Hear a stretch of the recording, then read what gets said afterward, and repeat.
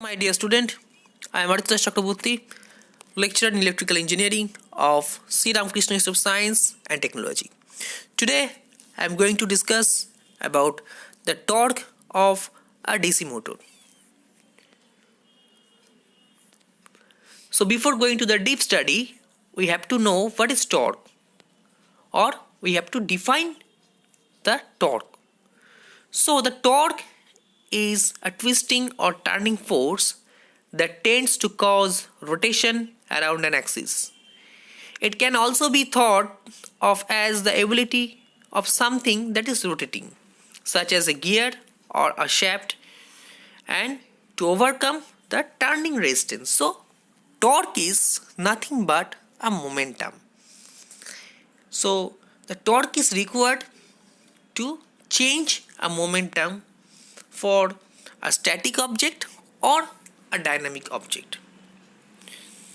So the unit of torque is Newton meter. From the above equation, it can be represented as the vector product of force and position vector, or force and the linear displacement. If we consider there is a pulley and a force is acting on the pulley, then the torque is equals to F into R. That means force into the radius of the pulley, and the radius is the linear displacement of the pulley. So this torque is denoted by tau is equals to R into F. So as it is a vector product, hence torque also must be a vector. Using vector product, we can find the direction of torque also. Now, the torque of a DC motor. When a DC machine is loaded either as a motor or as a generator, the rotor conductor carry current. This conductor lie in the magnetic field of the air gap. Thus, each conductor experiences a force. We know it is the Lorentz force. The conductor lie near the surface of the rotor at a common radius from its center. Hence, a torque is produced around the circumference of the rotor, and thus the rotor start rotating.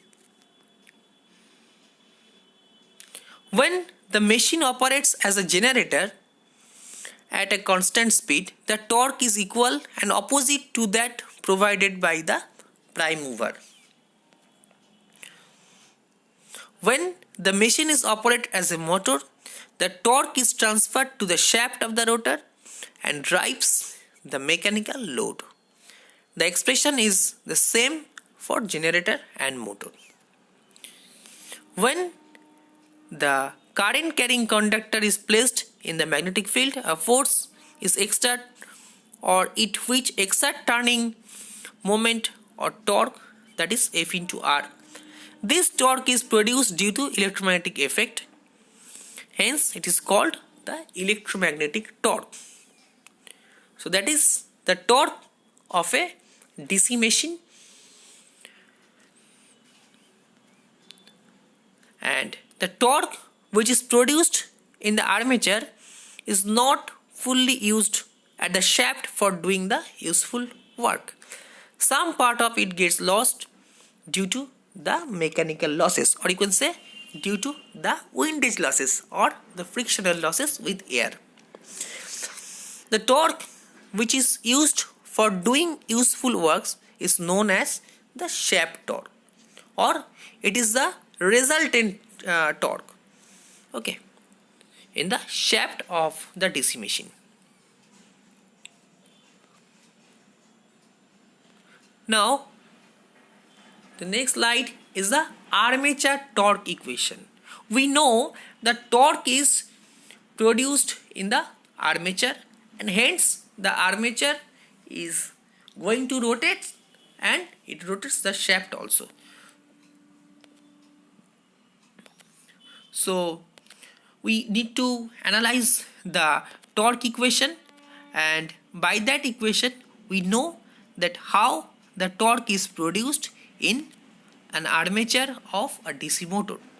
So we know the voltage equation of DC motor, that is V equals to EB plus IaRa, and multiplying the equation 1 by Ia we can get, that is VIa equals to EB into Ia plus Ia square Ra, where VIa is the electrical power input to the armature. We know that motor is a electromechanical device where the power input is electrical and output power is mechanical. So that is the input power to the armature of the motor, that is V into Ia. Ia square Ra is the copper loss in the armature, that is the copper loss. Okay. Now we know that the total electrical power supplied to the armature equals to mechanical power developed by the armature plus loss due to the armature resistance. So the equivalent electrical power generated in the motor is equals to that EB into Ia watt. Okay, this EB into Ia is the equivalent electrical power which is generated in the armature of the motor. Okay, EB is the back EMF, Ia is the armature current. Now the mechanical power developed by the armature, that is PM equals to EB into Ia watt. This EB into Ia watt is converted into mechanical power. Actually this EB into Ia watt is the equivalent electrical power of the mechanical power which is generated in the armature. Okay, so that PM equals to EB into Ia watt.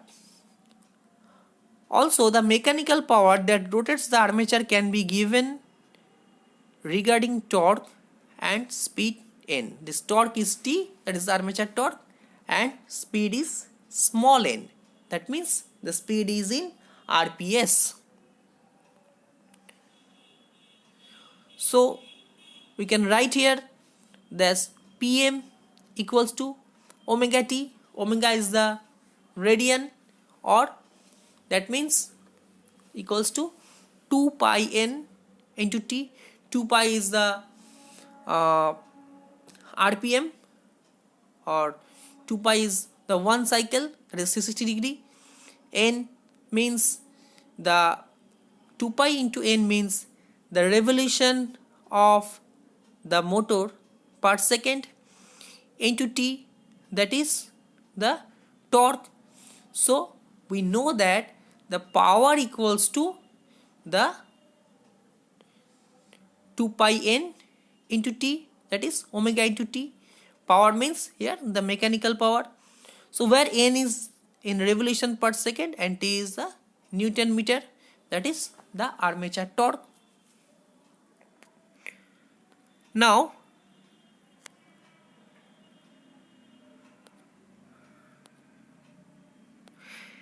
so from this equation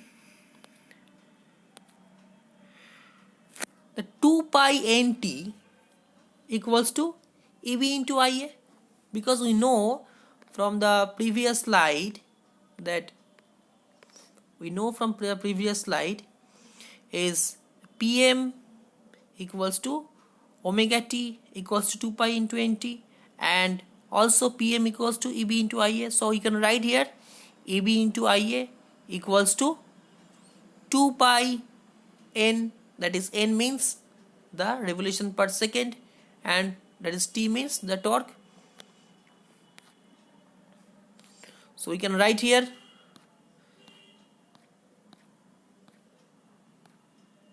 that is 2 pi nt equals to EB into Ia, or T equals to EB into Ia by 2 pi n.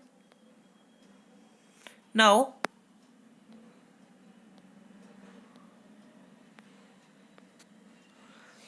and EB equals to, we know EB is the induced EMF of the motor armature. So EB is the back EMF or the induced EMF in the armature of the motor. So we can write here EB equals to phi ZNP by 60A. We know that. So where N is the speed in revolution per minute, this N is the revolution per minute, that is RPM, and N equals to, small n equals to, we know small n is the RPS, equals to N by 60. So where N is the speed in RPS, therefore EB equals to phi ZNP by A, because if we consider that the speed is in RPS, then we can write that EB equals to phi Z small np by A instead of 60A. If we plot the speed in RPM, we can write that EB equals to phi ZNP by 60N, and if we plot the speed in RPS, then EB equals to phi Z small np by A. And now, so the torque equation can be written as T equals to phi ZP by 2 pi A into Ia. For particular DC motor, the number of poles, number of conductors per parallel path Z by A are the constant. So we can write equal here, T equals to, this constant is denoted by K phi into Ia, and where K is the Zp by 2 pi A, that is the constant. So we can also write T proportional to phi Ia. Thus, from the above equation 5, it is clear that the torque produced in the armature is directly proportional to the flux per pole and the armature current. Moreover, the direction of electromagnetic torque developed in the armature depends upon the current in armature conductor. If either of the two reserve, the direction of torque produced in reverse, and hence the direction of rotation also. But when both are reversed, the direction does not change. Now, the next slide is the shaft torque. So what is shaft torque? Shaft torque is mainly the output torque. The output of the motor is given by the equation shown in below, that is TSH, that is shaft torque, is the shaft torque in RPS, and N is the rotation of the motor in RPM. The shaft torque is expressed as, that is output equals to TSH into 2 pi N. 2 pi N is the mechanical power developed, where TSH equals to output in watt by 2 pi N, and that means output in watt by 2 pi N by 60.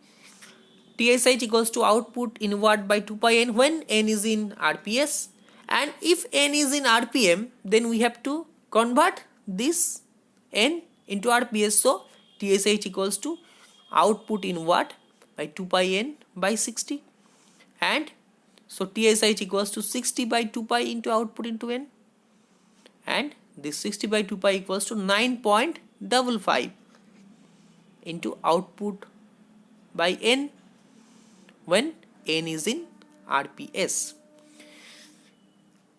Okay, so the difference between the armature torque and the shaft torque is the loss torque, or it is known as the loss torque, and it is due to the formation of the torque.